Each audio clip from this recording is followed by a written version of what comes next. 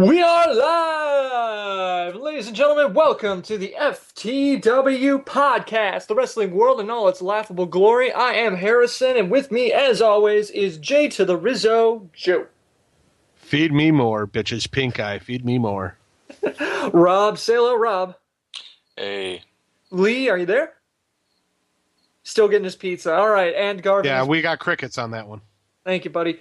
This is episode 128, coming to you live on August 21st, 2012. And on tonight's show, we'll be talking SummerSlam, Aces and Eights rumors, Bound for Glory, basically the week that was in professional wrestling. If you're new to the show, check out FTWpodcast.com for more about us and how to get involved in tonight's show, as well as upcoming shows. You can reach out to us on Twitter, Facebook, voicemail, text message, email. All those links and information is listed right there, so check it out. And you can join us every week at FTWlive.com, where we record live at Tuesdays at 8 p.m. But first, we gotta talk Impact. And Rob, Aces and Eights, man, it's coming to a head. You can feel it. You can feel it that they're going to be doing something, at least, if not good, something big with it.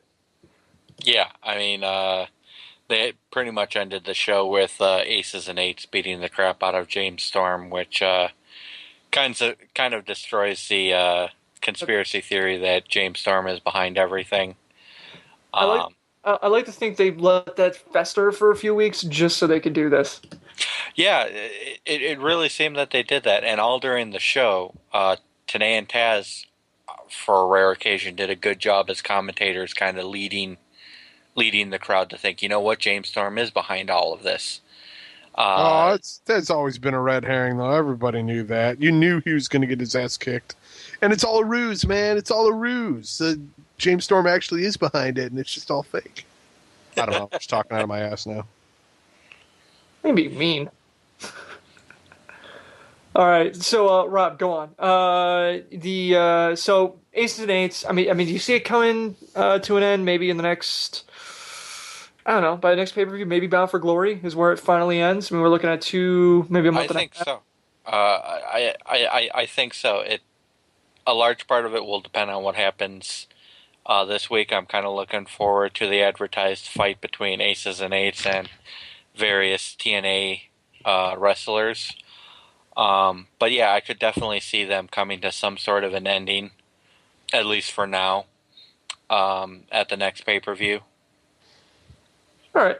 Bound for Glory. Basically, the card was Bound for Glory plus knockouts.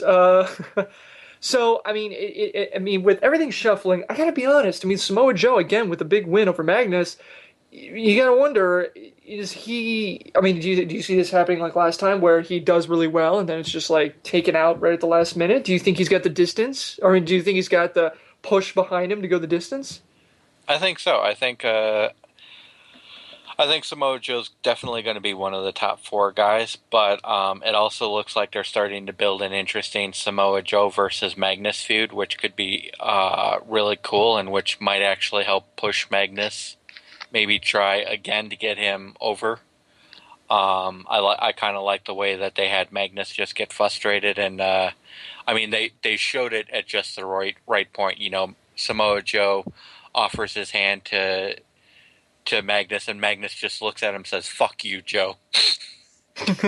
I mean, then they transition right into his aftermatch attack and beatdown of Samoa Joe.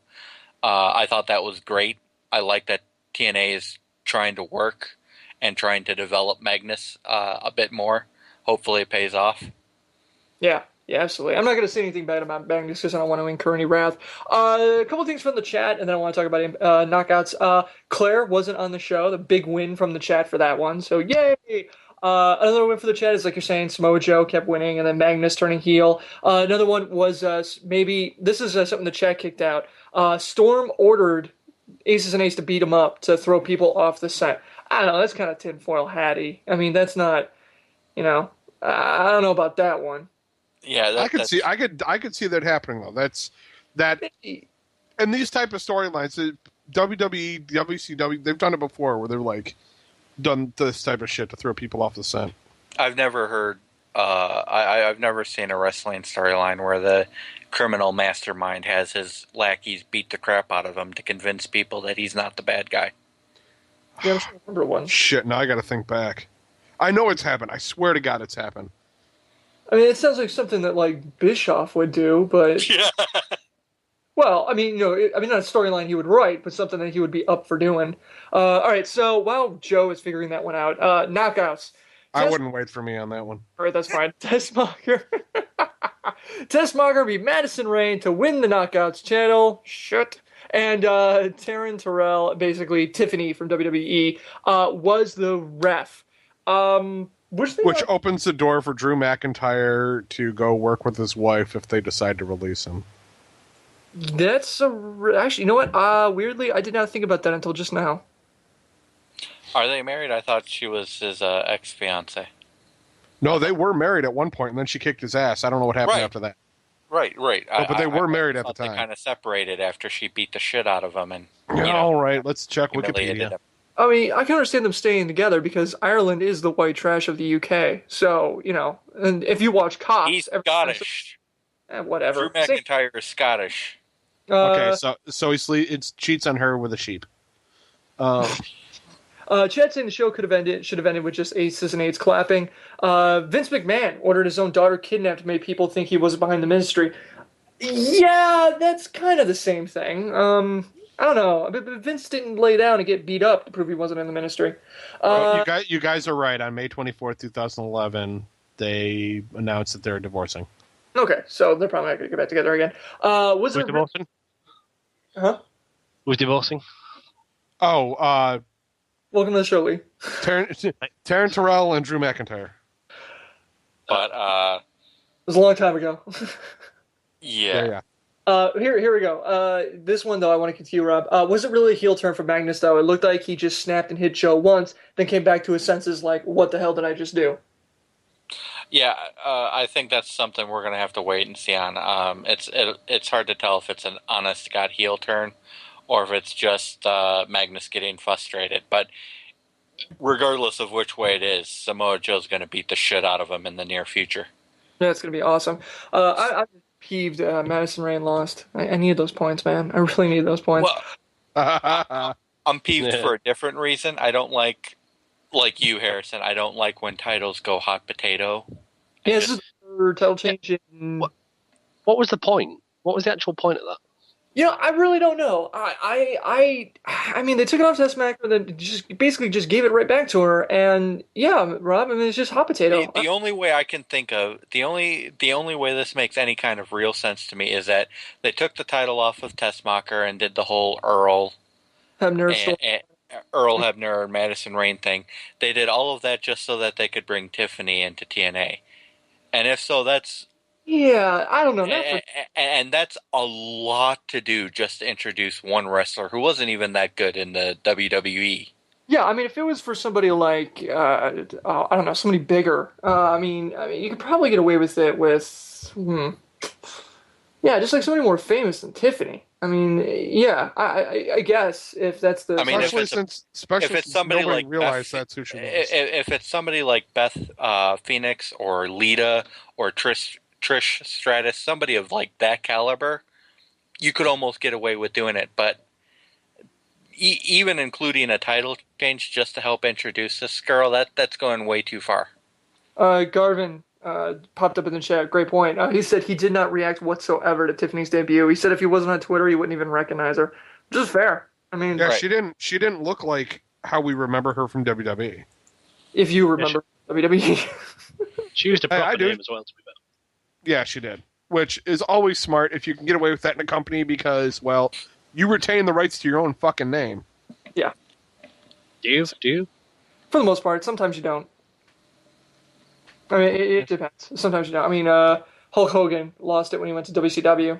WWE owned that and WCW. No, he still used Hulk Hogan. It was just Hollywood Hulk Hogan. Yeah, but WCW didn't want to keep paying Marvel for every time he used the word Hulk or something like that. Whatever. Anyway, so that was Rob. So that was Impact. Give it. I'm not gonna make you rate it. That's just sad. Let's move on to SmackDown. Well, I mean, it was a good show, right, Rob? Yeah, and I mean, one thing real quick. I like that they left Claire off, and I also like that they're moving forward to wrapping it up. I mean, with the with AJ Styles beating Christopher Daniels and now getting a paternity test. I like the fact that they are. It seems that TNA is finally realizing, okay, we need to drop this storyline quickly. Yeah, and they seem to be moving to do that. Yeah, we need to just cut this out. All right, SmackDown. This was the go home SmackDown before SummerSlam, where the big thing was, will there be a title match between Sheamus and ADR? Joe, walk us through the go home SmackDown before SummerSlam. Well, it wasn't bad. You had Rey Mysterio and Sin Cara starting off the show against Miz and Cody Rhodes. I like Sin Cara. Thank you, Lee. No, if you don't know why, he's my pick in the draft. That's why. Sorry, just to interrupt there. Okay.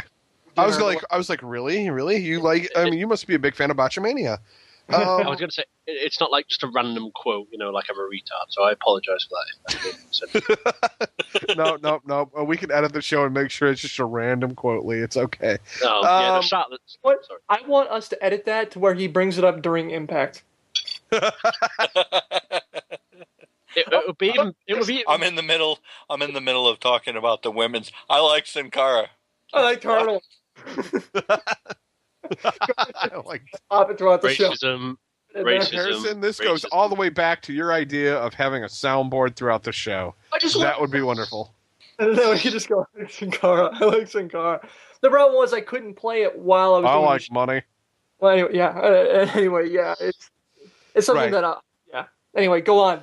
Anyway, Rey Mysterio and Sin Cara beat Miz and Cody Rhodes in a good match. I think it was interesting to see Bloated Mysterio and Botchkara work together. Tyler Rex and Kurt Hawkins pulled the page out of Ryback's book and took on two local wrestlers and beat them. And major props to those guys, Tyler Rex and Kurt Hawkins, for their finishing move. Yeah, looks good. It is badass. It's a nice tag team finisher. I haven't seen anything creative like that in a long time. Eve Torres beat Caitlyn to become the number one. Or no, I'm sorry, to become Booker T's assistant, because really we need more people around Booker T to prove that he can't do his job. Safety first. Yeah. I think he needs to take some penicillin if Eve's going to be around. Lee's going to be around. I like beer. Well, Lee likes Sin Cara. Yes. Randy Orton beat Daniel Bryan in a decent match. Randy Orton looks a lot smaller, and he doesn't seem to be emoting the "I'm Randy Orton" like that. The attitude he had before his suspension. Yeah. He seems much more mild. He's like, okay, I got it. I'm in the shit house. I'm in the mid card, and I'm not doing the roids. Okay, I'm gonna just kind of do my job and do what I'm told. Lay low. Yeah, he doesn't seem like the guy that takes 8 seconds before he talks in a promo. No, he's like, fuck that. I don't even want a promo. Just let me do my job. Just want to go out there. Let me do the RKO, get the crowd. No, he definitely has that attitude of the dog that you just smacked with the newspaper. Oh yeah. Antonio Cesaro beat Zack Ryder as a warm-up for his U.S. title match at SummerSlam. Hey. And Alberto Del Rio beat Chris Jericho, which was a decent match out of the two of them. Del Rio's work is up and down, but I think he did a good job with Jericho. Even as Jericho, though. I mean, that's the problem. You can say, I mean, hell, you can say anybody did a good job. I've seen people have bad matches with Jericho. Okay, the legends don't count. Okay, never mind. There you go. See? No, I mean, you do have a point. ADR did look pretty good, which is kind of amazing because, I mean, we knew he was going to lose against Sheamus, but I don't know. I mean, you see those glimmers of something where you can kind of look at Alberto Del Rio and go, this guy kind of has it, and then it just doesn't stay, or I don't know. It's like a flash. I mean, what do you think, Joe? I mean, do you think that it's just? Do you think I'm missing something here? No, I don't. I think that's pretty much. Yeah, he'll be there, and he'll be doing great, but he fucks something up. Like, he either pisses off the wrong person, or he has a hissy fit, and they're like, well, fuck you. You're in the doghouse then. Well, one thing I've wanted to get your opinion on about Joe when it comes to Alberto Del Rio. Do you think the gimmick they've got with him now? I mean, we've talked about it. We've talked about it numerous times about how it's basically ripping off JBL's gimmick. Do you think that there could be a better gimmick out there for him, or do you think the JBL thing really works for him? I mean, if you were a promoter, how would you use him? Well, first off, I would make him the reincarnation of El Matador. No, What? I'm kidding. God, I'm asking the wrong person. Jesus Christ. No, but hey, Tito Santana, man, he's not bad for a Mexican. That's a Iron Sheik quote. That is not my opinion.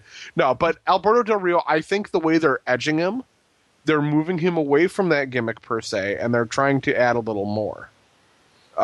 They're trying to give it a new facet, which I think is needed. Yes. I think he's got the ability, and I think as long as he doesn't diva out, not meaning sleep with divas, but meaning that he, doesn't turn into a little bitch. Yes. Yeah, he's not a prima donna. I think he's got a long way to go, but I think he's got a lot of problems with his attitude. No, I think you're right. He's definitely a slow burn. He's gonna be one of those guys where you don't really look at him right away and say this guy's the future of the company. He's not like a Sheamus or a Ziggler or somebody like that, or a Miz. He's gonna be one of those guys that just kind of stays in the background for a while, then slowly and gradually gets to the point that he's a reliable upper card guy. Yeah, it's gonna take a while, but I think they gave him too fast of a rise, in hindsight. But the Royal Rumble win was a mistake. The Royal Rumble win, anything. You broke up a bit there, Joe, but yeah, maybe he was the WWE champion for a short time. Yeah, I think that was too much too. Yeah. No, that's a fair point. All right, so that was SmackDown. I mean, did you thought it was a good go home show before SummerSlam? Because usually they're kind of. Well, it was the first time it's actually been a decent show before a pay per view in a while. Yeah. Oh.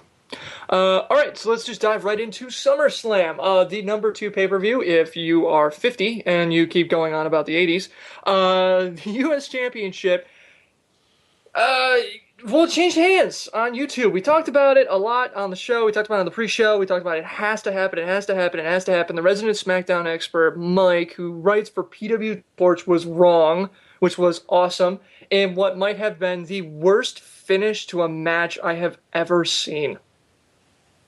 It was terrible. Oh God, Cesaro's up there, and Santino's got the snake or the sock, and he's like, he's like, the snake is like mesmerized, and the snake is distracted, and he's trying to bring it back over. Then Antonio hits his finisher, and that's the end of the match. And I was like, this is awful.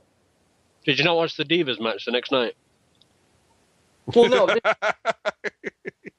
Okay, the worst ending to a match on YouTube it was terrible. But Cesaro is now the U.S. champion, even after a terrible segment too, where he said greatness in like 8 languages.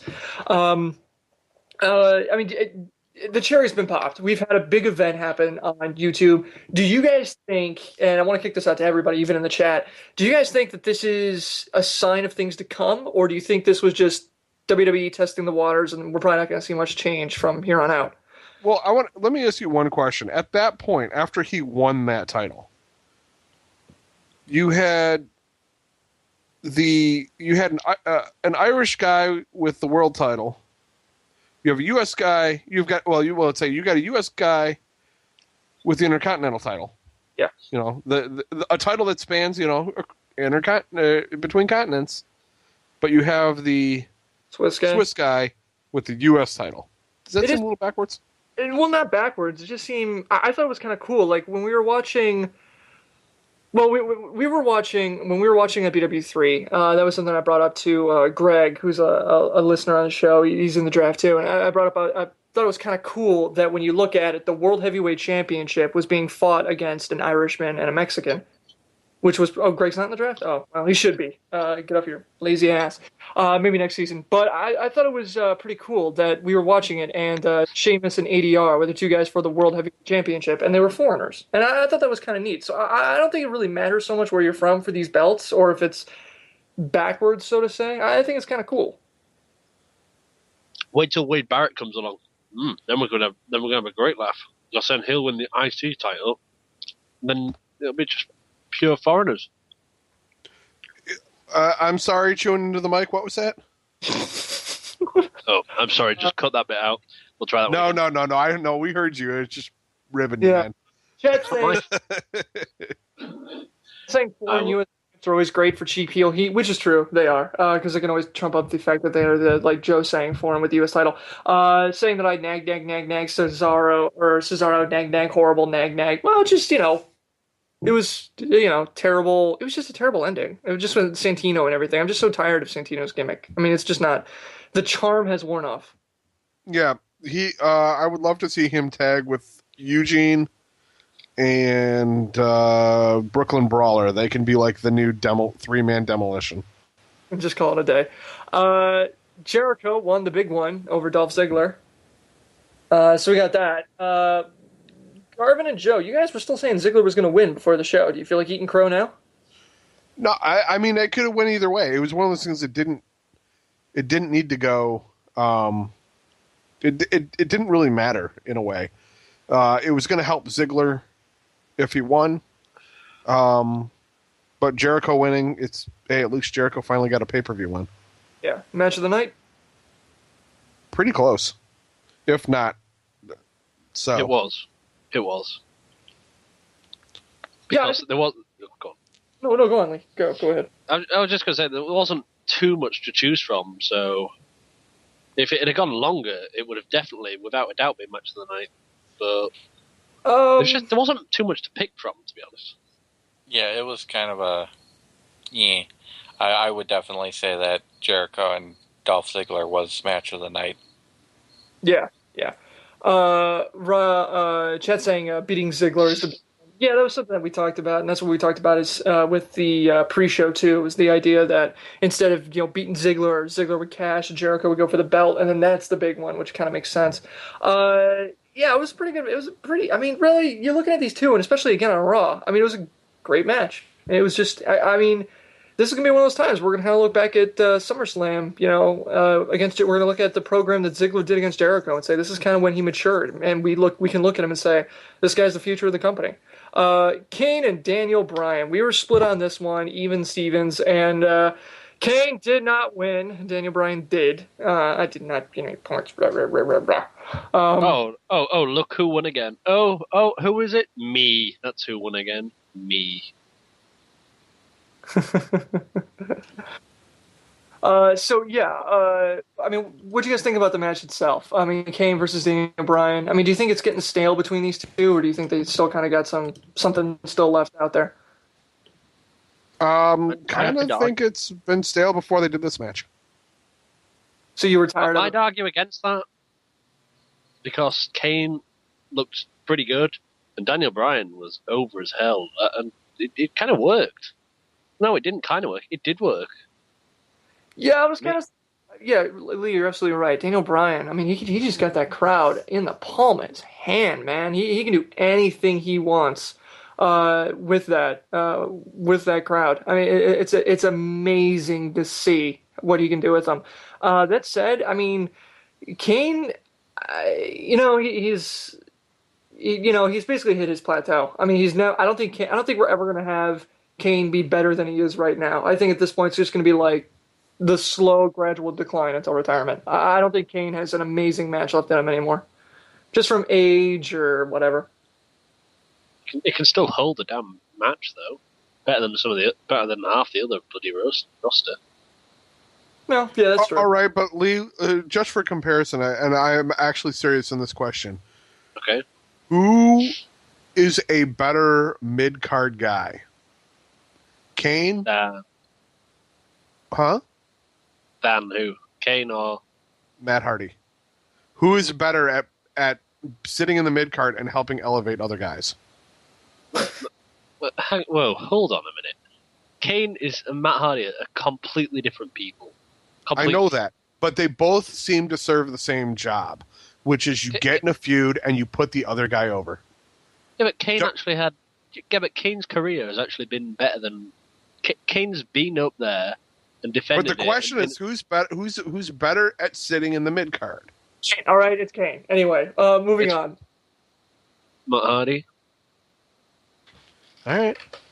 I didn't say it seriously. I just don't like to agree with you. No, that's fair. Why shouldn't we have to agree with Joe? Chet saying who was here was so happy that DBD won. DBD won. Yet was pissed he couldn't win strong. Yeah, that was kind of irritating. And Charlie Sheen did not show up for the match, and that made me infinitely happy. It was just great times. About Miz defends his title against Rey Mysterio, surprising no one except for Joe apparently. How dumb? Sorry, Harrison. This is your moment off. How dumb are you, Joe? He just won the damn title. Why would Rey Mysterio win it? Because Rey Mysterio sells merchandise, and they want to put Rey. I was thinking they wanted to put Rey back up because they're still trying to put better hooks into the Latino audience. There you go. On that knowledge, what you have just said, he sells merchandise. Why does he need to win a belt? Because then they'll sell some Intercontinental title belts to kids. Because it drives. No, they will not. Don't be so. No, it drives TV appearance, baby. I mean, all you have to do is put him on a TV show, and it doesn't matter whether he's a champion or not. He'll sell merch. Easily. I mean, I do agree with you. I'm just saying that I figured they were going to do it to prominently keep showing him, more so.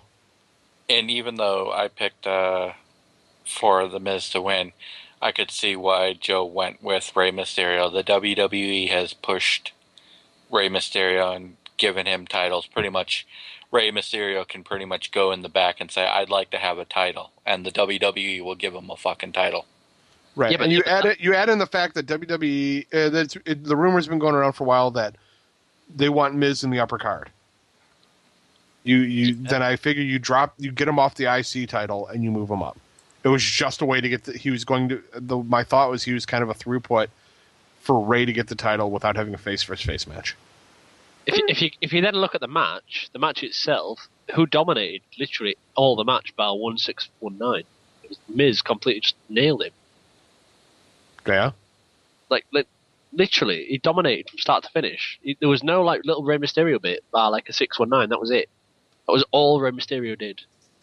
Yeah, I mean, I'm not saying I like Rey Mysterio, Lee. I mean, I've gone on this show several times saying I'm so sick of fucking Rey Mysterio. I am so annoyed by him. He's almost as bad as Cena with the moves of death. But I figured they were going to put the title on him. I mean, it's not as stupid as we want to. It's not as stupid as saying picking Triple H to defeat Brock Lesnar. But there you go. Sheamus. You know what?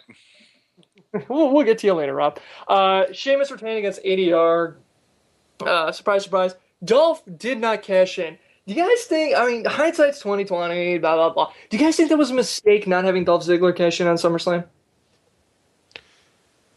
Garvin and I were talking about it. I think it was. Yeah.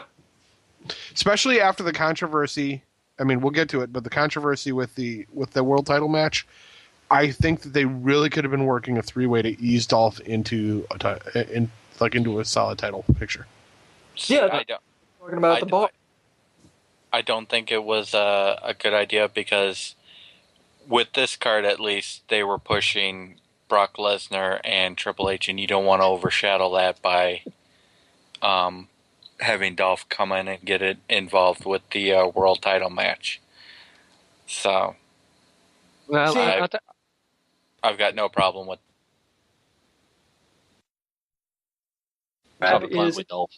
It's a second-tier belt. I mean, let's call it like it is. It is not as big or as prestigious as the WWE Championship. Rob, you would have a point if Dolph had the Raw Money in the Bank match, but Money in the Bank case, but he doesn't. He got the SmackDown one. So if he cashed in, I think it would have been that little extra frosting on the cake, but I do not think it would have overshadowed Brock or Triple H. Really? I think. Do you really think not counting the title, not take the title out of it right now? If Dolph had cashed in, what would people be talking about? Would people be talking about Triple H, Brock, and that whole thing coming to an end? Or would people be talking about, holy shit, I can't believe Dolph cashed in? Depends on where you come from. Yeah, it's like how many people were talking about Kane cashing in when he won Money in the Bank? Not many. It all depends on how it's done. Yeah, exactly. And what other matches are on the card. Yeah, yeah, especially because I mean, even if you did, you would still. I mean, if they like Raw started with Brock Lesnar coming out, no one would go, "Oh, well, how come Dolph isn't walking out with the title?" You know, no one would say that. It'd be like, "Cool, Brock Lesnar's starting it out." You know, it would be how they spin it. But I think it was a mistake. Chat's even saying it. Chat's saying huge mistake.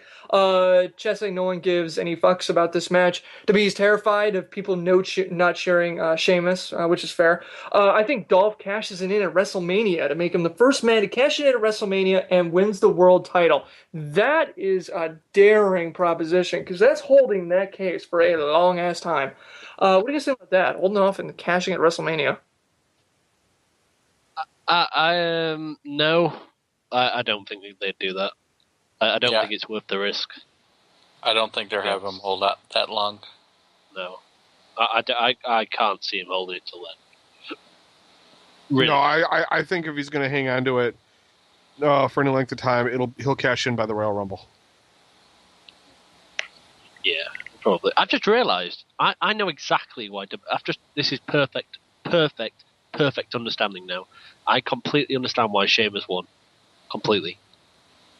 Good. Sheamus won because he's my draft pick. Moving on. Chat says. Oh God, he's becoming Harrison. What the fuck? Chat saying, "Hey, come on now." Garvin wanted us to trash talk. You have to deal with this kind of stuff. Anyway, Yeah. Rob is basically only half right because it would involve would involve interest. The WWE can't have any interest where they don't want it to be, though. So yeah, that is a fair point. I mean, so Rob's like half right. WWE would want people to talk about Triple H and Lesnar, but fans would be more interested in Dolph. Not exactly. I think it would be more of a 50-50 thing. Look, I just don't think it's mutually exclusive. We could be interested in both. I don't understand why we have like a cup of interest and we can only fill so many glasses before we run out. I mean, I'll be just as interested in Brock Lesnar and Triple H as if I did versus Lee is Harrison 2.0. That's just slow down. I am not Harrison. There is no way I am being compared to that little penis, okay? I am not having it. I think Lee 1 isn't tall enough to be me 2.0 because I don't know I haven't heard of any British person that's over 5'5", okay? So we're just going to call that right there. Well, you're such a dumbass. How tall do you think I am? Excuse me a minute. How tall do you think I am? Said you're not over 5'5", so maybe 4'8". You're like from northern England. Isn't that where all the leprechauns come from? You are an actual dumbass. Hard. Leprechauns come from that. You're such a you're retard. I love how Lee can just give you that dramatic pause before he's like, "You are an actual dumbass." Lee, Bloody retard. You're short. I'm saying. I'm 6'3". Lee, I'm not saying you're a horrible person. He's almost as tall as I am. Hang on, Lee. I'm not saying you're a horrible person because you're short. I'm saying you're a horrible person and you're short. Well, I'm saying you're a dick. You are a dick. It's so comical when Lee says it, isn't it? I'm sorry, Harrison. You can't call 6'3" short by any measure, unless you happen to be the Big Show. Of course, it sounds proper. Oh, perfect. And from McBrad's 95, Lee is a fellow Brit. I will say you have disgraced us. What? Yep. What's wrong with him? Is he in some kind of American culture or what? What's wrong with him? I don't know. Does he like John Cena? This will decide it. That's a very good question. McBrad's 95, man. It's all on you right now. Yeah, but he's 17. I'm 20, so age difference. That's all that counts. And Harrison's Dick 2.0. Okay, so here's the thing, though. Chat brought it up. Great point. 25th anniversary of SummerSlam. You figure they would have done more with it. You know, have Dolph cash in, make SummerSlam a bigger event than what it was. I mean, every time they do WrestleMania, they cram as much crap into that as they can. It's the 25th SummerSlam. They could have done that. Slow down. I don't know what your problem is. You know what we got at the 25th anniversary? We got a Kevin Rudolph concert. And if that doesn't tell you money for value, I don't know what does. Yeah, then the Divas came out. And all I can think of is I can just imagine Mickey James and Gail Kim are just sitting there laughing their ass off. Just going, wow, we got out of this company at the right time. Yeah, Mickey James laughing her ass off on the side when she's getting no matches. McBrad's 95 says he does not like John Cena. Well, tag. Look, this is another one of those things where this is rare. It's rare when every single one of us agrees on something. It's even more rare when we're all wrong, when that's the case. And this is it. The tag championships. Kofi and R-Truth did not drop the belts. Yeah, what the hell? that was such a dumbass decision. I don't know who came up with that. I really don't. I can tell you what, I mean, you can see it right there on Raw the next day. They come out and they're carrying all the merch. I mean, you can't, it's just clear as why they did it, but it just strikes me, I don't want to say it's stupid, but it's just strange. I mean, I'm not counting, I'm already counting everyone's votes. I'm not going through and changing it back. Oh, actually, it looks like it's you, Harrison, who just picked the phone. After all. Stop changing the tally backstage. No, but really, every single one of us said that Kofi and R-Truth were going to drop the belts, and they didn't. I mean, do you think primetime players just aren't ready? I mean, or is this just one of those things where all of us are like... I think they're paying the penalty for AW. Yeah. Yeah. So that's where we're going with that? It's not like they came up with it. No, I know, but somebody's got to pay the price on TV. That's what they're going to do. I suppose. CM Punk retained against Big Show and Cena. We went see right there. We all knew that CM Punk was going to retain, and he did.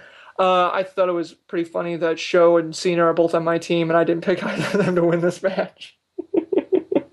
No, but there's a whole different story with that, because you're looking at two different competitions there, Harrison.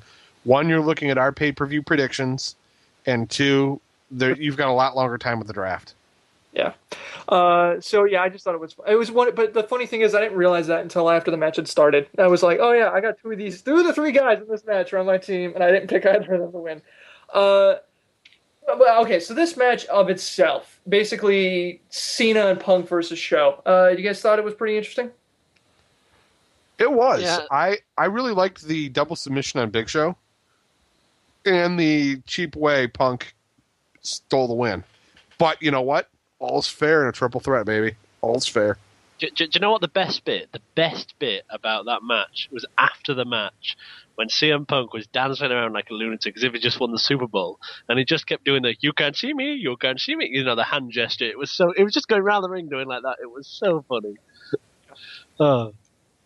No, but Punk and Cena are proven to be excellent at playing off each other as far as that, and I think.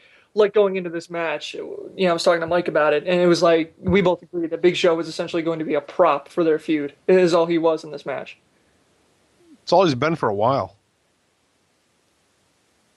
Well, I mean, but did you? Well, no, because the rest of this we'll talk about on Raw. Okay, so here it is, the main event of the pay-per-view, as we correctly predicted. Triple H versus Brock Lesnar. Brock Lesnar won. Rob, for whatever reason, you got high on bath salts and said that Triple H was going to win. Before we rag on Rob too much, let's give him the floor to defend himself. Rob, why were you so stupid? Well, Dick, I was so stupid because... Oh, shit, I just walked right into that, didn't I? Anyhow,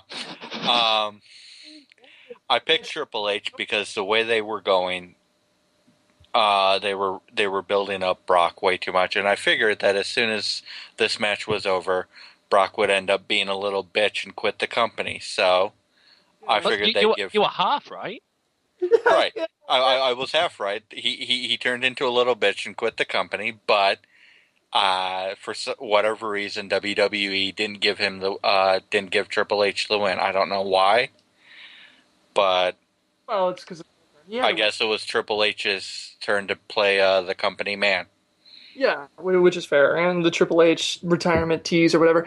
Here's the thing about the match. I just want to say my piece. I'm going to go. Well, first off, chat saying Triple H versus Lesnar yawn. Not quite. The first 5 minutes of that match, I was so impressed with how well Lesnar was selling. He was selling like crazy. He made Triple H look astonishing. And then the end, when he takes the pedigree, and then it was just like, whoop! just spins it around and does the thing. I mean, it was like, wow, you back to the Lesnar of old, aren't you? So, I mean, I really got to give props to Lesnar for that. The first 5, maybe 8 minutes, he did a phenomenal job making Triple H look great. Yeah, it was the problem with the match. It was just slow and plodding, and it wasn't a bad match, but it just didn't. Because we'd already, I have to agree, because we already seen Cena versus Lesnar, and just when Lesnar came straight out of the block and knocked the living hell out of Cena, you saw this and you just thought, well, this is a bit different and not as interesting. Well, this is kind of like the match that Triple H has to do. I mean, look at the last match he had at WrestleMania against Taker. It was a very slow, plodding, but very story-driven match. And with this, you can tell they tried to do that, but Lesnar and Triple H just don't have the history. I mean, like when Lesnar was taking off the gloves, that was kind of cool. He's taking off the gloves, he's sitting him aside. Triple H is like, all right, fine, let's do this. It was very cool, you can tell Heyman maybe have come up with that one, but yeah, Lee, you're right. I mean, this is what happens when you have that kind of match that needs that story element, and the two guys just don't have that story to tell. Yeah. Chet saying the funny part is that Brock Lesnar broke 2 DX members' arms in 1 year. One guy did twice. If Lesnar won Extreme Rules, he would lose to Triple H at SummerSlam, but Lesnar loses on Extreme Rules. They have to let him win on SummerSlam. That's essentially it. You can't have this guy come back and be 0-2 after 6 months. It would just destroy any credibility he has, whatever aim well, he wouldn't be 0-2 if he fucking didn't just pussy out. Didn't have any credibility to begin with, but people seem to think that I'm not knowing what I'm talking about when I go on about what a schmuck he is. So, not a schmuck, just just would have killed his character. All right, so SummerSlam as a whole, yeah, we have some things that we really wish had happened, or some things we wish didn't have happened. On the whole, what do you guys think of the show? 25th of SummerSlam. Do you think it's an appropriate 25th anniversary or no? No. No, I expected palm trees on the corners of the ring posts. No, it wasn't very good. No, I'm going to take that back. It would have been fine for a normal pay-per-view, but for SummerSlam, 25th anniversary, arguably the third most important pay-per-view of the year, there was just nothing that stood out, and there was, it was just all normal-ish. Nothing was treated like a big deal, and it felt wrong. I beg to differ. There were celebrities ringside, Lee, or do you not remember Fred Durst flicking off the camera? There are celebrities ringside at every There are celebrities ringside at every freaking Raw. Yeah, but did you guys happen to notice that Fred Durst looked like Walter? What's his name's puppet? Nope. The fuck is that comedian? Jeff Dunham. Jeff Dunham is a puppet. Old man Walter. Fred Durst looked just like him. I honestly thought he was dead. I thought seriously, I thought he died like 3 years ago. David Arquette was there with his title, which is sad because he banged Courtney Cox, and that's how he's going to go down. I thought that was quite funny. This is missed priorities, man. With him being a wrestling fan, and he did the movie, and WCW is dumb enough to make him the champion. I say more power to him, man. Live it up. How many guys who are not actually in the wrestling business can say they were the world champion? Him. Looks good on your CV.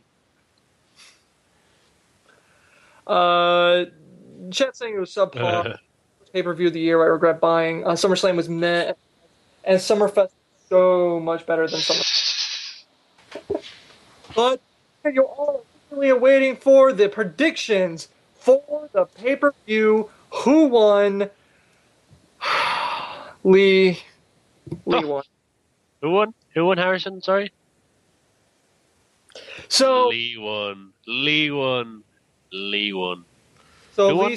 Who won? Lee won. Who won? Lee won. Yeah, it's like that gold medal we gave you. It's because we felt bad for you. They get No, you give me the gold medal because I won. Because we let you win. No. Seriously, why did I pick Rey Mysterio? Because I knew we needed to win. Well, this is from a country that gets jazzed when they win a bronze. So, what do you expect? All right, time for Raw. Lee, as much as I hate saying this to you, take it away. I mean, take it away. Where would you like me to start? It was. I didn't like this Raw. I was really annoyed. A lot of people disagree with me, to be fair. A lot of people said it was quite. It was average more than terrible. But Raw just did not click for me at all this week. It was really, really weird, and I had a lot of problems. But funnily enough, it started out really good. Really, really good. Lesnar came out. Well, Lesnar came out and literally was introduced by Heyman. Heyman made this 8-9 minute speech just declaring Brock the new master of the Brock. Was it the Brocktagon? That's the one. Brocktagon. And, it was such a good promo, and it really, really made Brock look like an absolute badass, and it was brilliant. I absolutely loved the opening segment. Really, really good, and it hooked people, as far as I'm concerned, into watching. Yeah, the question I have for you, though, is that you said it was the worst 3-hour Raw so far. Do you really think, I mean, you said it was good, the rest was very mean. Do you think this was the worst 3-hour Raw that we've had since Raw 1000? I do. I don't think the show clicks. I really, really don't. I didn't understand. Ryback was back to his normal crap. But although... Amazing thing with the two guys where he threw them up on his shoulders. That was awesome. Yeah, we've seen it all before. But I have to be honest, there was two segments that really stood out. CM Punk versus Cena. CM Punk and Cena at the end was brilliant. Punk, someone's just said it's Punk nailing Lawler was just amazing. You couldn't have got much more out of this year than that. Brilliant. It really was. Internet, I want a GIF of that because I want to somehow make a GIF of that my screensaver. Or no, just the background of my PC. I want that on a loop of just Punk punting King in the back of the head. Oh, that was so awesome.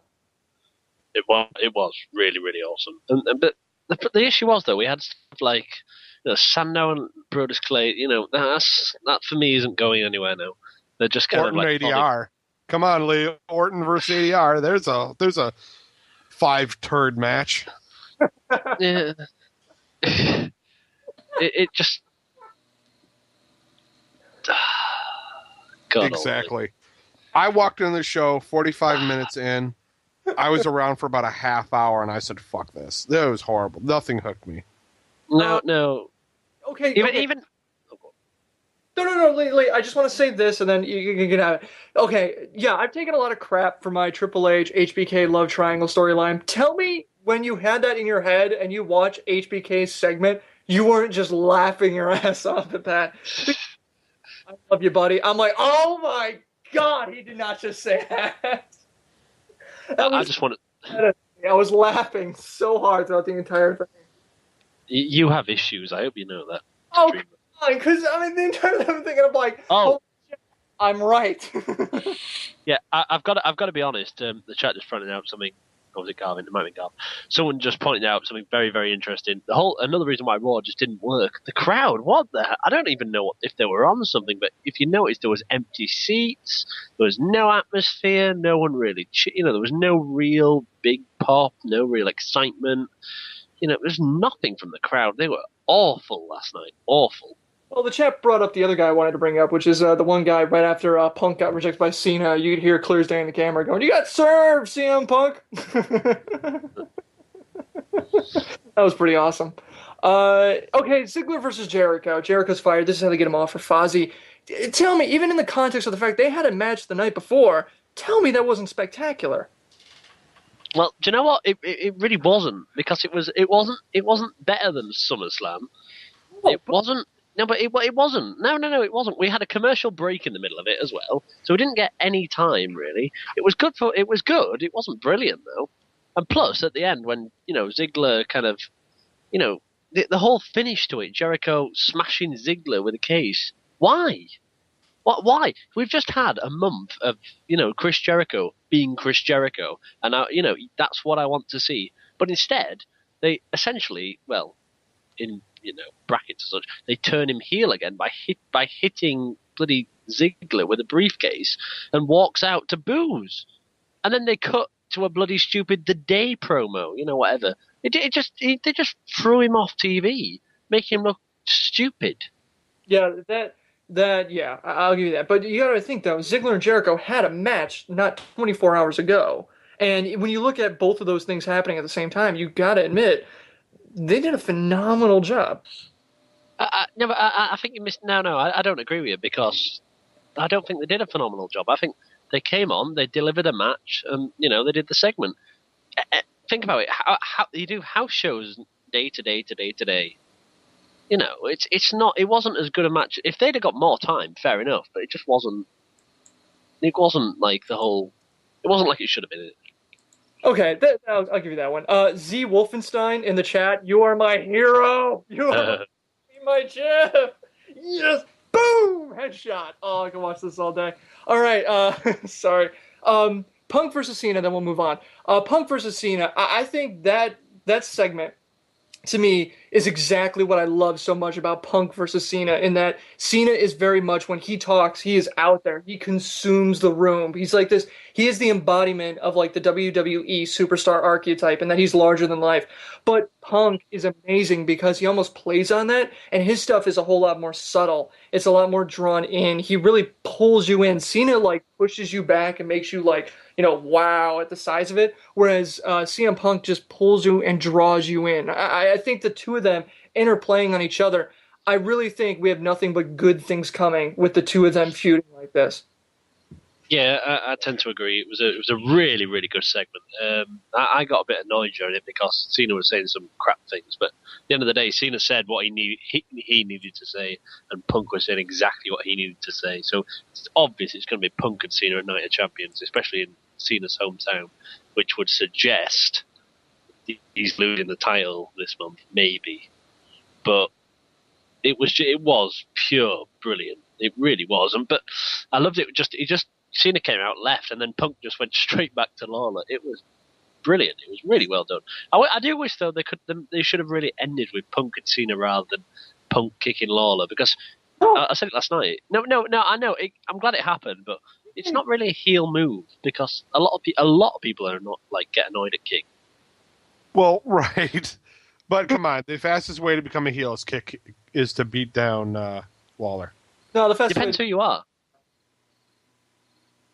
I mean, you make fun of JR, you are an instant heel. I mean, Vince was a heel for a week when he made fun of JR. Everyone was like, what the hell is wrong with you? When you make a company and you mock one of your employees and people defend the employee and not you, that employee is untouchable. I mean, anybody does anything to JR, they are instant bad guy. Yeah, that's very true. But I still think JR and King are completely different people. But no, I'll take that back. They're not different people. He's a different almost commentator to what he was when he was with JR. Yeah, that's fair. Hey, well, look, I mean, we could bash Lawler like Punk did all day long, and I devote hours to that. I mean, I'd be fine. Can I add one last thing? Sorry, yes. Can I get one last thing? The Divas Battle Royal was awful. It was absolutely awful. That was one of those things where it just wall to wall. It was just a terrible thing. Even at the end, I mean, it was like, I mean, I still believe. I mean, even the end, like the Caitlyn Eve thing, it looked like a botch. It was clearly a botch. Well, I mean, I think Eve banged something. I think she's gonna come in with a black eye because I think she was bleeding when she popped back up. But man, it's just gonna be. That was a terrible thing. Chat saying kicking Lawler in the head, or chat saying a Dolphin Jericho match is good. I hope they don't milk it like they did with CM Punk and Daniel Bryan. Yeah, that's probably fair. Kicking Lawler in the head made me pop, made all of us pop, buddy. And next Raw, CM Punk is going to get cheers and little boos. If he comes out to a roaring crowd, that is going to make my day. Because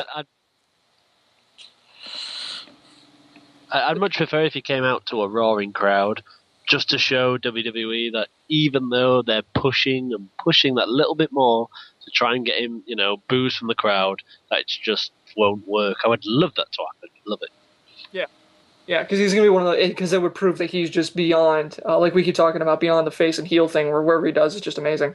Chat saying Diva's match was brilliant and had boobs and ass. What more do you want? Well, I guess that's... What do you mean, what more do I want? If I wanted boobs and ass, I wouldn't be watching WWE. Yeah. I need more than 3.5 minutes to do your thing. Oh, God. I love Layla's derp face after the match. Yeah, that was weird. That was a weird thing. Yeah, and saying that Eve dropped back behind the apron, but I saw blood for sure. Yeah, I did too. I really think that they like, I don't know, Eve landed funny, maybe her entire head on there, so who knows what she's gonna look like when she comes back next week, or on Friday. All right, so now it's time for Ask FTW. You give us the questions, we give you the answers. Each one of us is gonna get 30 seconds to sound off on a news topic, and if there's time afterwards, Lee and I will yell at each other for a little bit. Item number one, straight from Garvin. Seeing that Brock Lesnar has broken 3 arms, Triple H, HBK, who's the third? Triple H. 3 arms doesn't mean 3 different dudes. Well, no. Was it the same arm or Triple H? Or was it a different one? Yes. Same. I thought it was the same arm. Okay. Whatever. Anyway, has broken 3 arms between 2 people. Since coming back to the WWE, will they ban the Kimura when he makes his return? You know, if he makes his return. Yeah. Joe.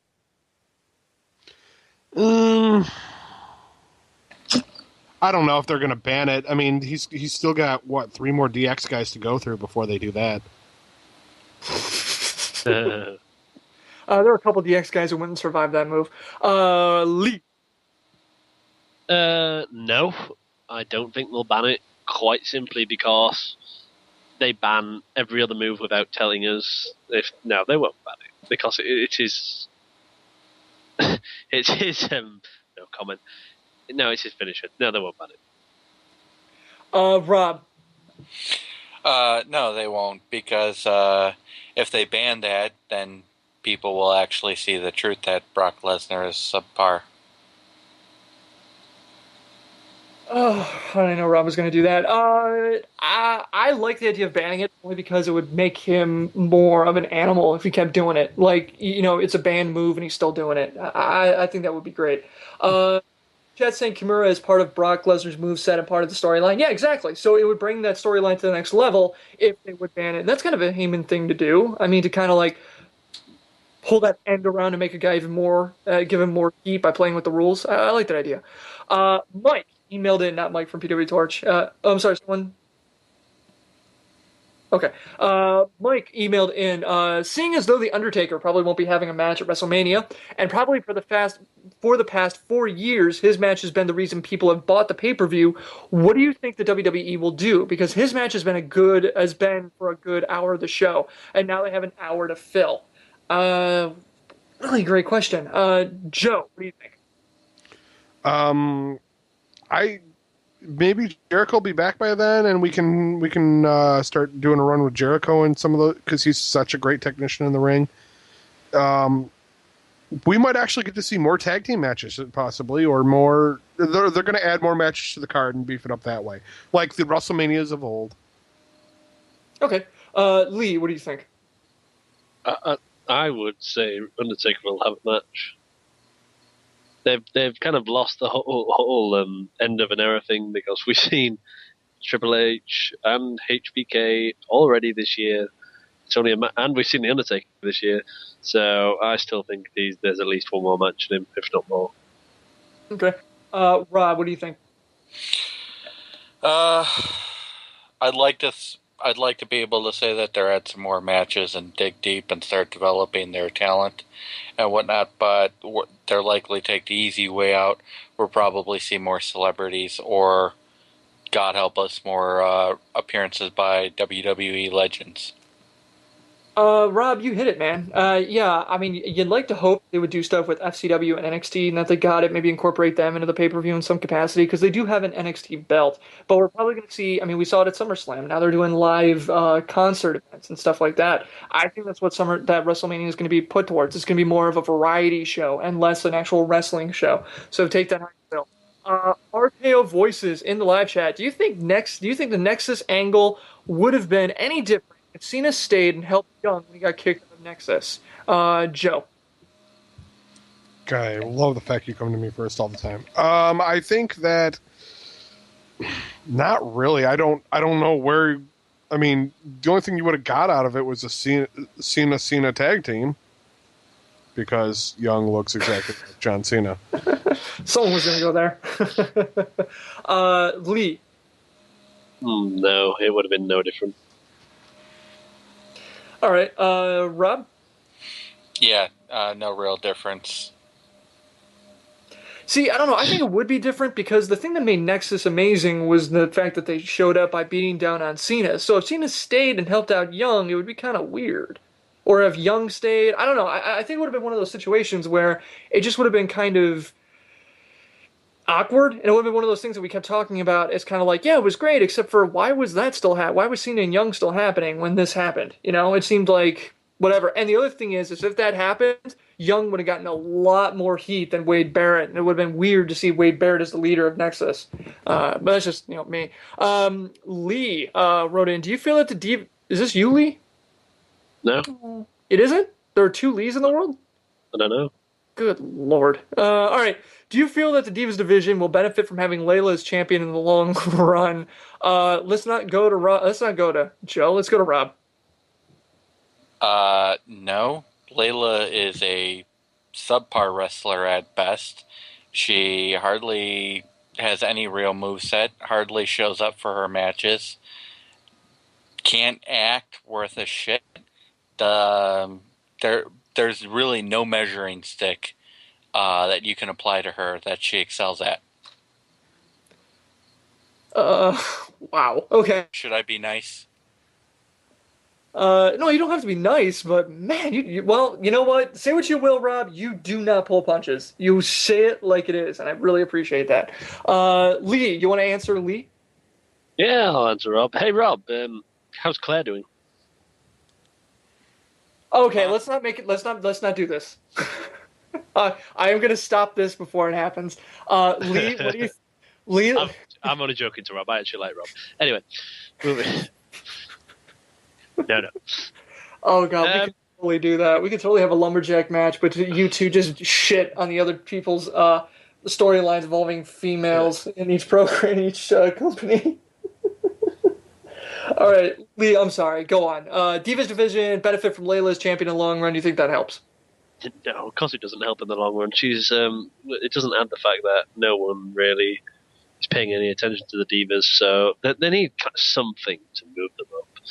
They really do. I mean, Layla's an awful champion. She's English, but she's not a long run champion. She really isn't. She's not doing anything for the title either. So something needs to change in that division. And Karma was probably the best chance it had. So yeah. All right, Joe, go. I think the Divas division has suffered from Layla even touching the belt. I mean, Lee hitting on the head. She's British, so it's not good for the Divas division. No, I'm kidding. But no, I don't like Layla. I've said it before. I don't like Layla. I think out of the two people in Lay Cool, she was by far the worst. But then again, all you guys shat on Michelle McCool. So, and I really liked her work. Yeah, I miss her. Yeah, especially now. But yeah, I think putting the title on Alicia Fox would probably even be better. Yeah, I mean, Alicia Fox, I kind of like. I mean, look, the chat's basically saying it. The best thing that could happen to the team, the Divas division, would be its end. I don't really quite agree with that, but they got at most 2 talented wrestlers and 3 decent actresses, which is true. That's all they really got in there. Belt needs to get off of her. They need to bring in the NXT Divas. There's actually some talent there, which is true. If you watch NXT, the women's wrestling in NXT is actually pretty good. You know what was going to be resuscitating the Divas division is Karma. And that's not happening. So, take what you will at this point. McBrads95 from Twitter said, I'm sorry, McBrads95 on Twitter in the live chat says, how's WWE going to screw Punk out of the title? Lee, go first. I'm guessing some kind of screwy ending. Judging by what they're going with recently, CM Punk likes to take advantage of his opportunities, so I'm guessing something else is going to happen. We've seen I'm starting to think he might lose at Night of Champions simply because, well, Cena's in his hometown, which is not actually good luck because normally that means he's losing. But oh yeah, I can see Cena winning. I really can because although it'd be a bad move, I reckon Punk will eventually be screwed out of the title by some kind of dodgy, almost what happened to Sheamus really and Del Rio, like some kind of dodgy decision that's argued and how stupid the referees are, or something along those lines. Thanks, Joe.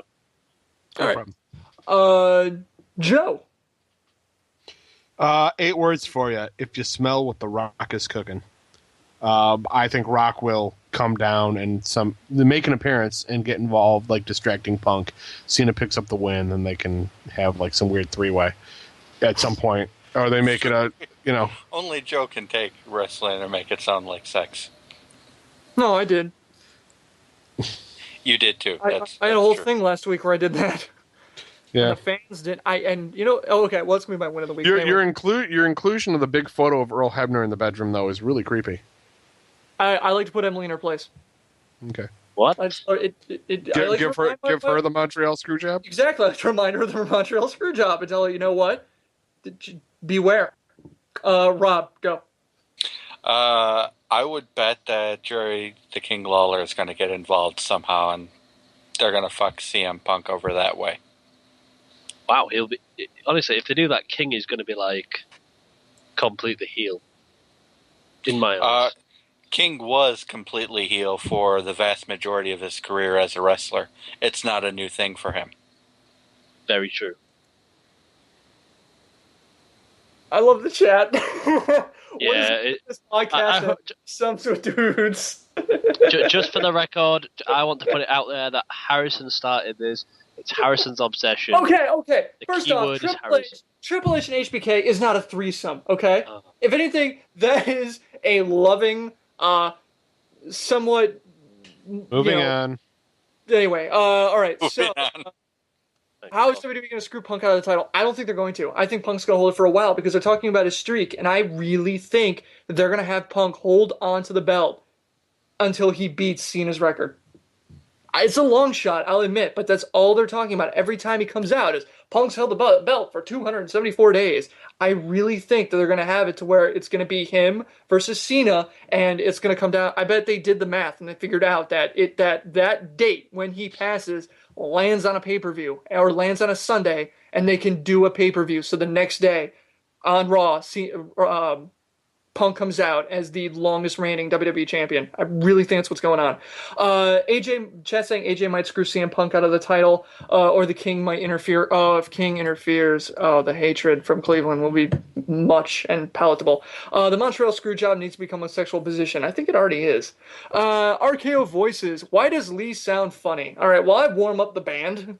Joe, you want to take this one? Because you've got wax in your ears. Oh, Rob? Joe. Oh. Man, I was trying to be nice to you, Lee. Damn. I know. I'm applauding you. Oh. Sorry, it sounded like fapping.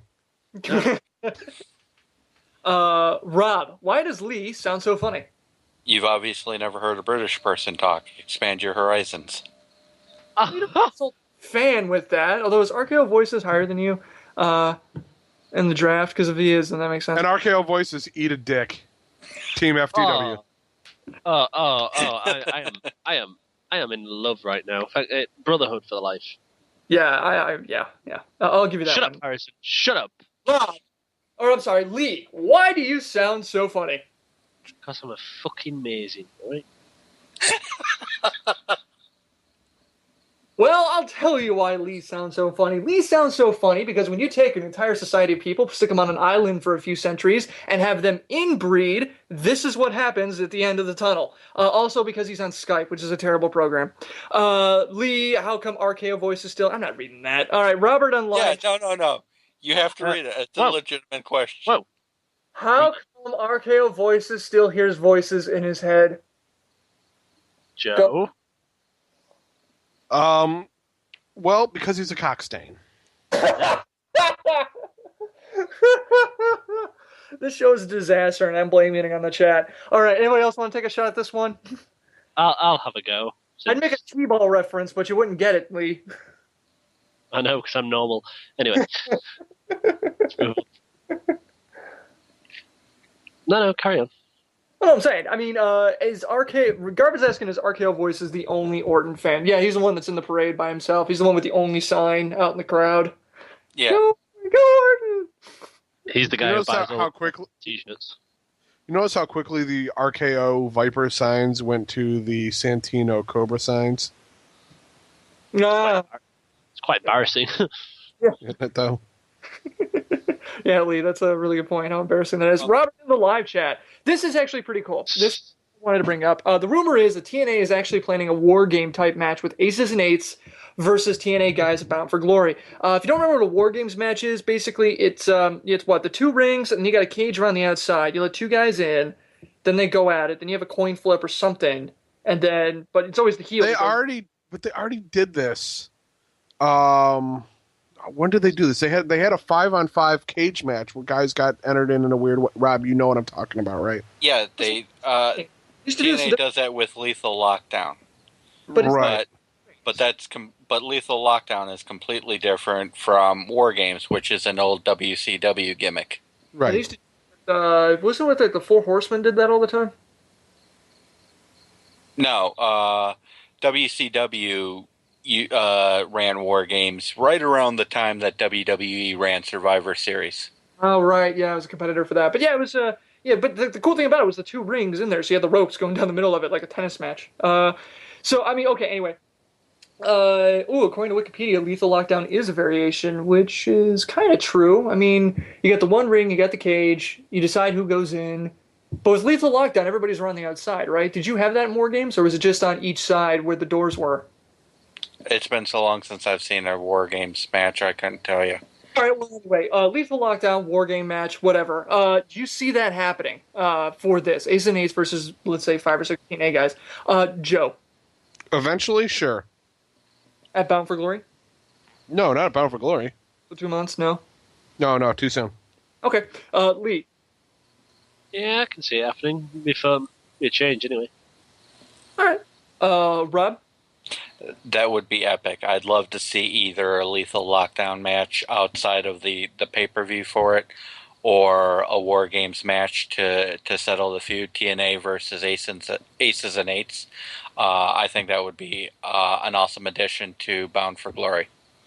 But don't you really think that's more of a feud ending thing than a start off? You obviously have not been watching TNA for a while. This feud has been kind of going for a while. No, there hasn't been any in-ring competition between Aces and Eights, and there doesn't have to be any. There doesn't have to be any in-ring competition. How long did the Nexus angle start off with no in-ring competition, and it was still a feud? Right. But they didn't do a multi-man match like a War Games or a Lethal Lockdown match. They didn't do that right off the bat. Yeah. Well, I mean, right now, don't forget that set for this Thursday, we're supposed to have an in-ring confrontation between Aces and Eights and TNA. I'll lay odds that doesn't go down the way it's supposed to. So we've got matches, and we've got a couple of months for TNA to try and set up and build up to that kind of thing. Well, the only thing I could think of that would make this work so soon, and I mean, I see where you guys are coming from, and Joe, I'm kind of with you on this being so soon. Bound for Glory is really soon for this kind of thing, because they have to do something big. The Aces and Eights storyline, as it is, has to end if they do this match. And the only thing I can think of is that if they do Aces and Eights versus TNA, and keep in mind, if it is about, it's got to be at Bound for Glory or later, because if you do it beforehand, all the big people who would be in that match are going to be in Bound for Glory matches. So you got to put Samoa Joe in there. You definitely got to put like James Storm, anybody who isn't about. Anyway, is if Aces and Eights lose, they have to pull the masks. That would be a pretty good match for that. You have the War Game, Lethal Lockdown, whatever. If TNA wins, Aces and Eights have to reveal who they are, and then that is a reason to buy that paper. No, the reveal is supposed to be something like truly huge. I could just see them popping them off at some point, like on their own. Really? Like when that stalker was coming after Sarah Taker, and ends up being DDP. He just pops the mask off. Yeah, I mean, I can kind of see that thing, but I'm just trying to think of something that would. But the advantage of that is that they do that with Aces and Eights, and it turns out that 2 or 3 of the guys are known people. Then you have that kind of thing where the storyline is, but now you have these guys, and you can work individual angles with them. You can shuffle them through. It becomes an amazing thing that could happen starting on Impact. I mean, Rob, I bet you're going to reveal this Thursday on who some of them are. Really? Rob, what do you think? I mean, you with Joe or are you with me? I'm kind of with Joe on this one. I think I think it works better when the people remove their mask by themselves. Generally, being forced to reveal your mask doesn't work real well as a gimmick. Just based on how many times they've done it with Rey Mysterio and other people who wore masks, it generally doesn't work when you're forced via match to take your mask off. Yeah, I guess that's true. It's the elephant in the room. It's gonna happen. It's not like Rey Mysterio's entire thing is. I mean, it is the mask. If he takes off the mask, he doesn't really have much because he's a luchador. But these guys, I mean, that part of the thing is that they're using the mask to hide. I don't know. Actually, he's probably not considered a luchador in Mexico. If I remember correctly, once a luchador loses their mask in a match, they're never allowed to wear one again. In the context of being a luchador, Mexicans get really strict about that, if I remember correctly.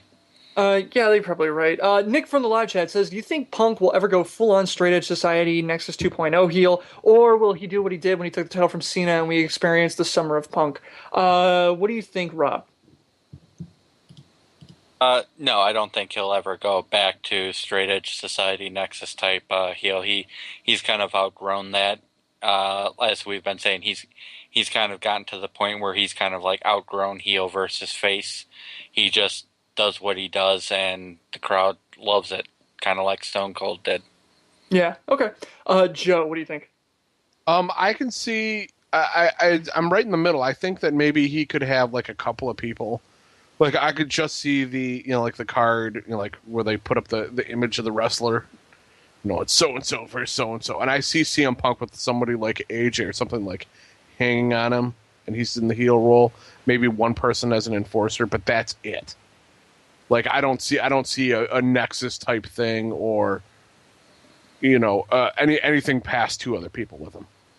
But it's going to be more of a solo thing, not a group. Okay. You know what I mean? Yeah. No, I think you're right. Lee? I don't think he'll ever go back to being full on heel. Yeah, he's kind of got his own brand now, CM Punk. He's kind of, almost mainstream get out as such. So no, he won't go back to anything quite like that. See, my problem is, I mean, I'm siding with Joe a little bit on this, but WWE, it looks like they never, ever want to have a stable again. I mean, it seems like that they really don't like that idea of building a stable of guys or any kind of group of people outside of maybe a tag team and a manager. So the idea that he would get to basically straight edge society where he had two people with him that were kind of like, his valets, I just don't think WWE is really keen on that. I think they've been burned too many times to really bring that on. So, yeah, I think he'd be more like, what Joe's saying, just minus that, minus the little cadre of people.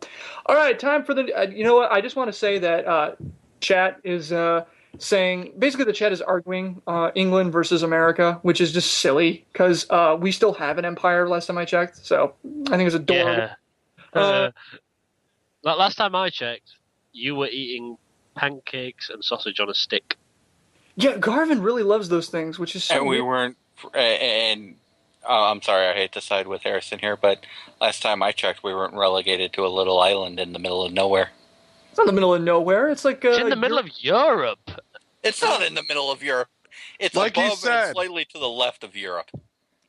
I'm sorry. To the left. Slightly to the left. Where the hell are you then? You go to Spain with the cows, and once you pass the bar, and you make a left, and there's England.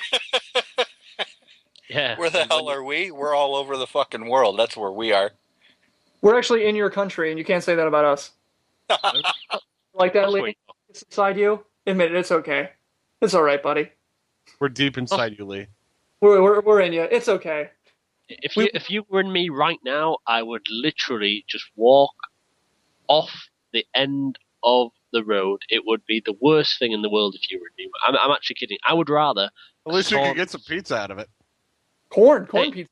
Hey, sweet corn. Right, every UK guy will say they've heard of sweet corn on pizza. Just because you're fucking.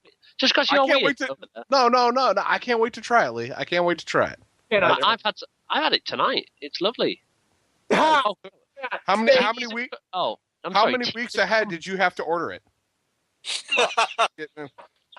This show's rolling really far downhill. Yeah. Hang on a minute. I'm sorry. I'm pulling an audible, throwing the flag on the field. Chad has it. Cheeseburger and fries better than tea and crumpets. Boom! And if you want any proof of that, go onto YouTube, look up. At least until they kill you from heart Five attack. Guys Burger and Fries review. Oh my God! Who is going to kill you first? What is going to kill you first? Cheeseburgers and fries, or tea and crumpets? Tea and crumpets. Tea and crumpets because I got to side with Lee on that one. No, I'm going to be vomiting it back up. So I'm actually going to. The stomach acid will eat my throat from the inside out. Yeah, I will vomit cheeseburger in your face until you die. Lee, you haven't met me. I could eat a cheeseburger like a fucking pro. On to the news. You try to stuff it down my throat, I will eat it. Nom nom. On to the news. No, Harrison, we're not doing the news. We're forgetting the news. We're more on about this debate now. Shush. Tea and crumpets are they're even healthier. Yeah, where the fuck's the argument now, bitches? I'm taking a nap. I've said they're healthier. I'm not. There's no argument. It doesn't mean I'm going to eat them anytime soon. I like cheeseburger and fries. Yeah, but cheeseburger and fries are available anywhere, and they're often made shit. The problem is you got to understand. They're often made shit. They are. Here in America, we got these things that hang between our legs called balls, which is why we like.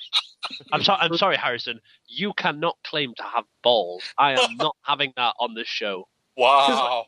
I mean, face it. You can say what you want about America. Everybody here has balls. Our women have balls. Our kids have balls. Our men damn sure have balls, which is why we are able to go into any country in the world and fuck shit up. And if we want to come back and have a cheeseburger and fry and not sit down with a lace doily and talk about the Queen over some tea and English muffins and jam, then I think that's what we're going to do. And if you want to stop us, you should have stopped us in 1776 and again in 1812, which you didn't. Just because you can stereotype English people to talk about the Queen all day and say we sip tea and eat crumpets for a living. Lee, one thing that'll end it here, at least the head of our country, or the guys coming up to be the head of our country, aren't nude on the internet. So what? He's allowed to be nude. He's the fucking. He's got so much money. He's royalty. He can do what the fuck he wants. You're giving him your money. Well, the news. So what? We're not doing the news. Shut up. Oh wait, I'm telling you. Okay, hang on. Before we go to the news, do you seriously pay taxes to the royals? I thought they got that from treasury money that's maturing or interest or something. No, they get money from the taxpayers. Really? Yeah. Not much. Not much. Not money, a lot. They do get some. Oh, okay. That's just weird because you didn't elect them. Huh. Anyway, all right. So Pope is. We don't need to elect. We don't need to elect them. They're nice people. To be fair. Yeah, no, I just think it's strange. That's all. But again, our tax dollars go to the Federal Reserve, and we don't elect them anyway. All right, sorry. I'm gonna take my libertarian hat off and put it down. So Pope is injured. That's why he was removed from both Impact and Hardcore Justice, like we surmised last week. CM Punk was named Best in the World by PWI, so they could sell dead trees. He was at the top of their top 500 list. Chris Jericho is officially gone for WWE for his. Tour with Fozzy. I still don't know where he's going. Brock Lesnar announced... Harrison, can you just look at the chat comment first? Harrison and balls does not compute. Okay. Brock that was Lesnar my statement. Tout that he was leaving WWE for good and would never return. This is going to be one of those things where I think it's just going to be... Because they talked about it on the show, and it's just going to be... I don't know. I don't think we're gonna hear much more about it until Monday. This is ridiculous. Kurt Angle tweeted that he will only remain. I love this so much. Will only remain in TNA if they continue to use him as a top guy. Why that was important, no one was sure, considering he just signed a new contract with them and it was with a relaxed schedule. So he got drunk and popped up on Twitter. Rumors currently state that Alex Shelley was signed a contract with WWE. No word on what show he's going to end up on. And WrestleMania is going to be aired this Saturday as a clip show at 9 p.m. on NBC. So if you got free TV and nothing to do on a Saturday night, Lee, you can watch it again. Here's the catch whenever they do that on NBC. They only allot an hour. Yeah, and even then... You don't see shit. You don't see shit. Here's the thing, Harrison. I would, but it's on NBC, and I'm in England. We don't have NBC. We have all of it. You can stream it. Why would you want? Don't stream it. Don't. It's seriously, just get the DVD if you really want to do it. FTW Draft Season 3, Week 1. Okay, so oh God, Lee and Rob are debating Vietnam in the chat. Rob, I mean Lee, you're not going to win. Rob was actually in the military. I know, but it's good to argue. All right. Anyway, FTW Draft Season 3, Week 1. The leaderboards are as follows. The top 5 wrestlers were Kofi and R-Truth at 8 because of the 2 tag matches. Miz has 6 points. Antonio Cesaro, 5.5, thanks to the title. And CM Punk with 5.5. Top 5 teams are Connors with 14, Amanda with 8, and that number's not going to go very far. Lee at 8, Rob at 8, Diva Jill at 5.5, and RKO Voices at 5.5. Now, the real sad thing here is that the fans are winning 42.5 points to our 30.5 points. They're winning by 12. There's you guys, more of them than there are us. Of course they're going to be winning. No, it's even, dumbass. yeah, it's even when we did it. What? Yeah, it's 8 and 8. There are 16 people in the draft, right? Yes. Okay. There are not 16 people who are hosts of the show. There are not 8 people who are hosts of the show. Here, 8 people who are on the FTW team. If you go to ftwpodcast.com/draft. Like Bob goes, he doesn't do that. I haven't had a chance to get there yet. Excuse the fuck out of me. I'm busy arguing with Lee over Vietnam here, okay? I'm doing important shit. Also, I'd like to point out that if Garvin maybe decided to move his ass and get some points on the board, we might be winning. No, it's not just Garvin. Who else is down there? Hang on. No, Lee, you brought up a really good point. Who's really tanking for us? Where's season 1? Yeah, I'm doing bad. I'll admit it. What do we got here? We got. Damn it! No, divided by teams. I had it a minute ago. Anyway. Anyway, it's not a huge deal. Anyway, yeah. Scott's doing terrible. That's what it is. Yeah, Scott's tanking right at there. Thanks, Scott. Points. Thanks, Scott. Like I said, everyone I've ever known named Scott has been a colossal disappointment. Time for win fail. Women wrestlers aren't getting paid?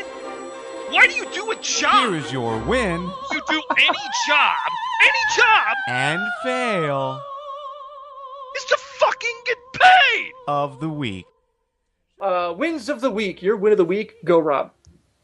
My win of the week is going to be the fact that TNA finally seems to be taking steps to ending the shitty Claire AJ storyline. Yeah, absolutely. Totally with you on that one. Now I'm gonna have to pick a new win. Okay, Lee, your win of the week. It's going to have to be the obvious, I'm afraid. CM Punk kicking Lawler in the head. It was just such a good moment all around. It really was. Yeah, now we've taken 2 wins from you, Harrison. Okay. I also very quickly liked when CM Punk did the "You Can't See Me" after the match. That was just brilliant. Made me laugh all night. Okay. Joe, which one of my wins do you want to take now? The Tyler Rex Kurt Hawkins tag team finishing move. Beautiful. Okay. Awesome. Woo, woo, woo. My win.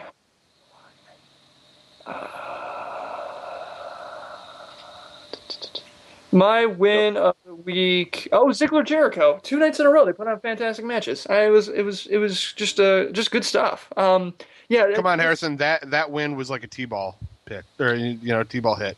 I mean, the only other one. I mean, it was a really good one at SummerSlam. Give me a second to figure out what it is. No. I'm just saying that was a good pick, and it's an easy pick to come up with, but it's a solid pick. My win is Mike from PW Torch, because I wasn't a Brock Lesnar hater, but I was not a Brock Lesnar fan. Mike and I had a lot of really good discussions at BW3s during the course of the pay-per-view. We talked about him a lot and off the show and stuff like that. And I gotta be honest, I'm really starting to see Brock Lesnar, especially Brock Lesnar with Paul Heyman, in a new light. The guy is talented. He's really good at what he does. You can argue that it's not a lot, but he is really good at what he does. And he did step up his game, at least for the first half of his match with the game. But I don't know if you want to dissect what made the match go downhill. But that's my win of the week. All right, chat's wins are Punk kicking Lawler, Z Wolfenstein for the GIF. Thank you so much, buddy. Team listeners, fuck you guys. And America. Punk kicking Lawler. Wins of the week are TNA Impact, the fan who says you got served, CM Punk attire, paying respect to Bret the Hitman Hart. Yeah, that's something else that we haven't brought up, which we really should have.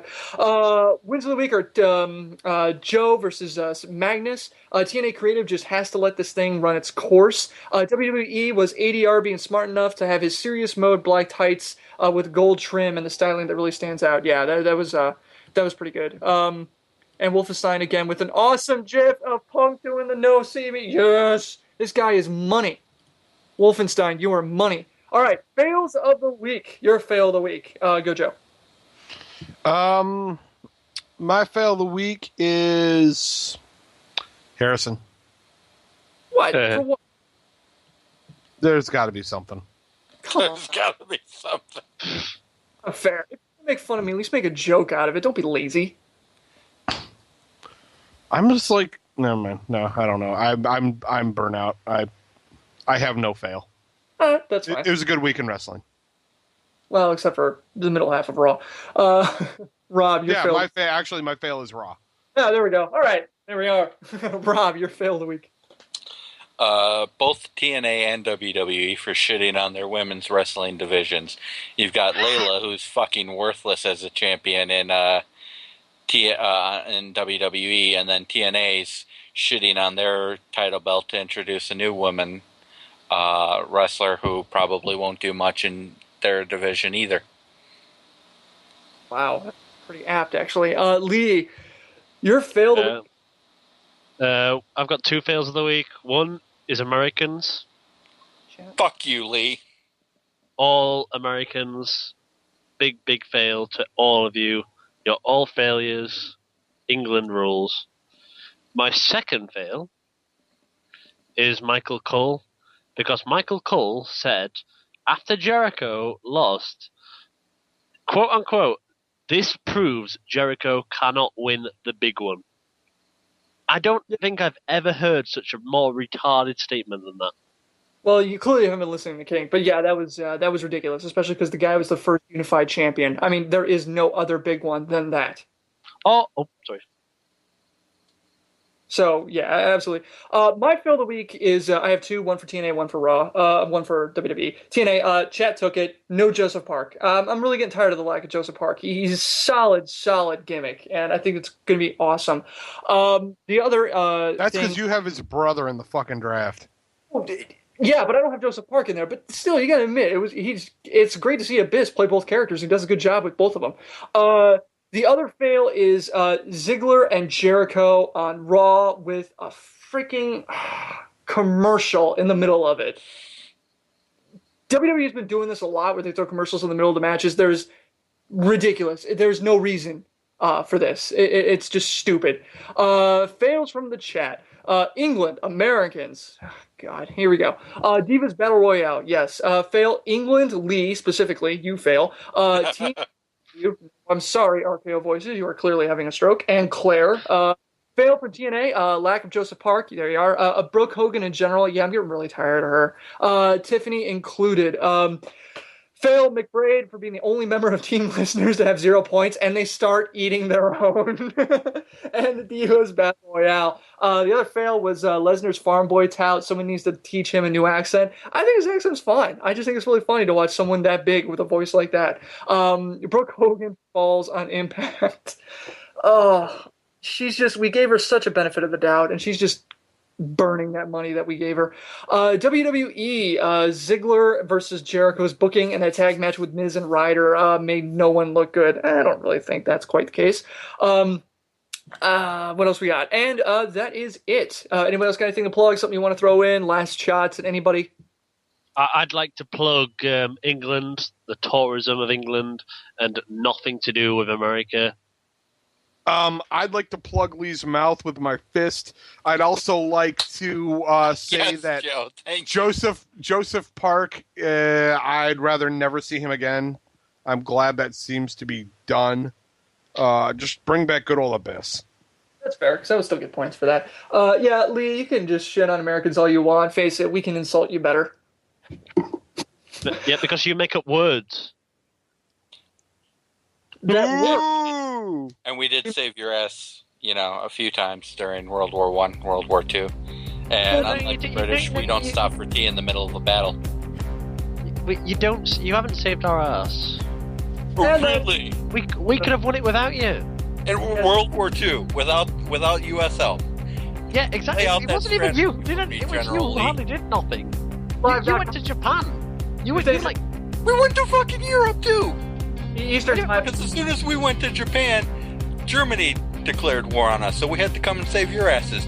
And that's not counting... And that's not counting after the war beforehand. I'm sorry. Where you were begging, literally begging us to get involved. I'm so sorry. I'm so sorry that Germany declared war on you, that we had to do anything. I'm so sorry that it was our fault.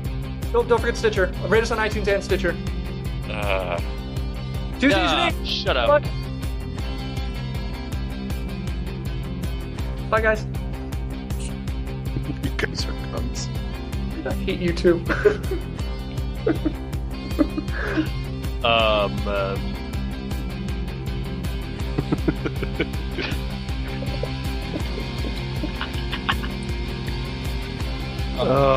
You guys.